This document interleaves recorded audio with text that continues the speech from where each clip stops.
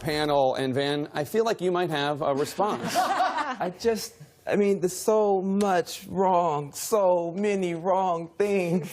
Okay, so just simple stuff. He says he's so proud that we reduced, under the Clean Air Act, our pollutants by 65%. That's a huge achievement. He's proud of it.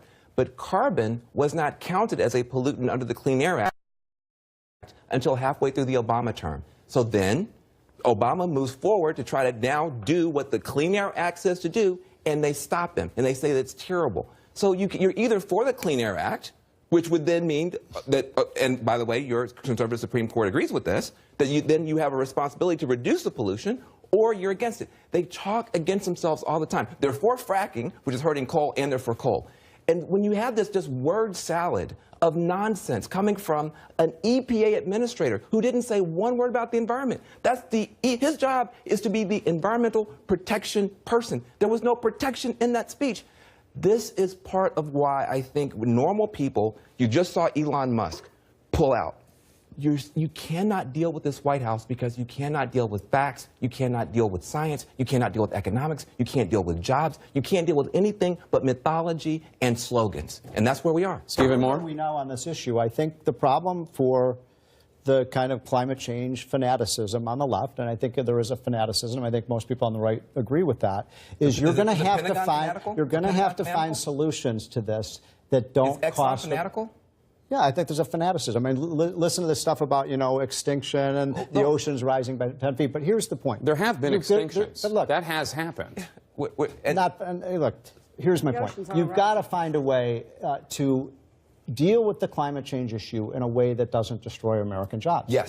And one of the points that Pruitt made that I thought was very effective was that, look, we don't have to speculate about what these regulations will do to the economy. We already saw it. We already saw the effects of the Clean Power Plant bill, which put tens of thousands of West Virginia coal miners out of their jobs. That is not true. They did. Automation is more of a factor in terms of that. I've spent more time in West Virginia than you have. Then you wonder why you lost West Virginia and Ohio and Pennsylvania. It's because of that attitude. But these people don't matter. Let's bring in Gloria for a second. That's not true. Wait, hold on a second.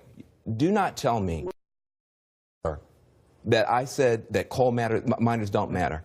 That is not true, and that is not there. No, hold on a second. That they're collateral damage. No. I've heard that the left says that the coal miners are collateral damage. You're talking to me. Not you, but people. And I have been in West Virginia more than you have. I've been there many times. And I've been fighting to get the coal miners their pensions, which the coal companies have been stealing. And I'm with you on that. So don't go there with me. But I'm going to tell you this.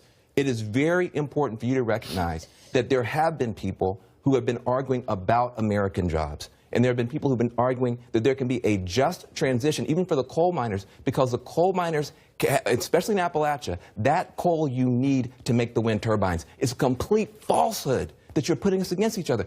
And if you can't make an honest argument, just don't make the argument. Well, now the president has to deliver. Okay? He said this is about jobs. He talked about growth of, what was it, 4%, which is, you know, a good goal, right? But he's got to deliver. He said this would have cost us 6 million jobs, right? And this is going to help the coal miners, and he's going to save the coal miners, and he's going to revive the American economy. I mean, he gave a list at the beginning of his speech about all the work that he has done so far. But now he has set a marker down, and he said this would have been bad, and I'm going to be this. What I will do will be better. And so he now has to deliver because he has made a change from not only Barack Obama but Republicans. And I think he's setting himself up. We've already seen a pretty big increase in coal.